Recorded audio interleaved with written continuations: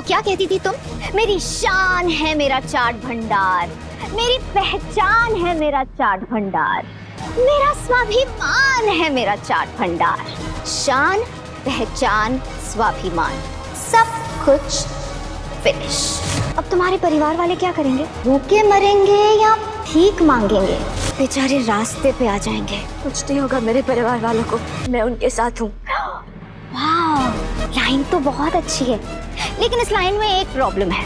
तुम यहाँ हो, मिसेस सुमन तीर मित्तल, तुम इस घर में हो, लेकिन वो वहाँ बेचारे बेसहारा एक एक पैसे के लिए तड़प रहे हैं। वैसे मैंने सुना है कि ठीक सराफा के बाहर अच्छे पैसे कमा लेते हैं भीख मांगने के। सो आई एम क्या टाइमिंग है तुम्हारे परिवार वालों की। उन्हें याद किया और दर्शन भी मिल गए।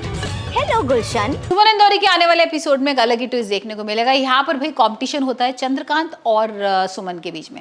अब होता ये है कि यहाँ पर भाई जो चंद्रकांत है वो तो वैसे ही बहुत गुस्से में थे तीर्थ और सुमन से। चंद्रकांत ने देख ही लिया था ना किस तरीके से यहाँ पर भाई वो चाट गली में जाके चाट बेच रहे थे, और यहाँ पर उन्होंने मना भी किया था ना सुमन को कि तुम अपनी चाट की दुकान दोबारा से स्टार्ट नहीं करोगी और हमारी इज्जत का भी बैंड नहीं बजाओगी, और वही सब सुमन करती है। तो इसे देखकर तो बहुत गुस्से में थे। और यहाँ पर भाई तीर्थ और सुमन श्योर शॉर्ट थे कि अब दिवाली की पूजा तो उसके हाथों से होनी नहीं है, और बल्कि बहुत बड़ा हंगामा भी होगा। जब वो घर वापस आते हैं तो यहाँ पर बहुत शांति होती है।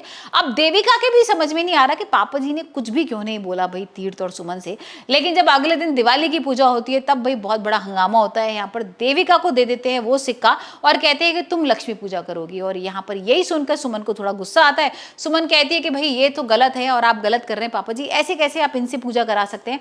आपने तो मुझे बोला था ना पूजा करने के लिए, मैं जीती थी ना चैलेंज में, तो फिर ये कैसे जीत गई?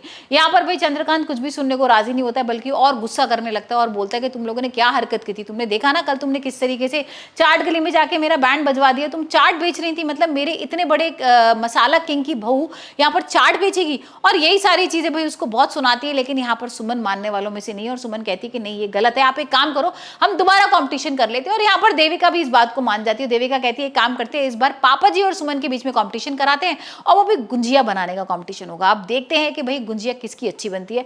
चंद्रकांत तो मसाला किंग है, बहुत अच्छा खाना बनाते हैं यहाँ पर, और बहुत उनको तो बहुत एक्सपीरियंस्ड है। तो यहाँ पर देविका को लग रहा था कि भाई बहुत ही अच्छी गुंजिया बनेगी और सुमन यहाँ हार जाएगी। लेकिन अब ये देखते हैं कि यहाँ पर भाई सुमन जीतेगी या फिर यहाँ पर चंद्रकांत जीतेंगे। ये तो भाई आने वाले एपिसोड में ही देखेंगे, क्योंकि घर वालों को दोनों की गुंजिया बांटी जाएंगी। अब घर वालों को कितना पसंद आता है, किसको कितनी ज्यादा वोटिंग मिलती है, ये तो हम आने वाले एपिसोड में ही देखने वाले हैं। लेकिन आप मुझे बताइए कि भाई आपको क्या लगता है कि सुमन जीतेगी या चंद्रकांत? और यहाँ पर अगर सुमन जीत जाती है तो क्या वो लक्ष्मी पूजा कर पाएगी?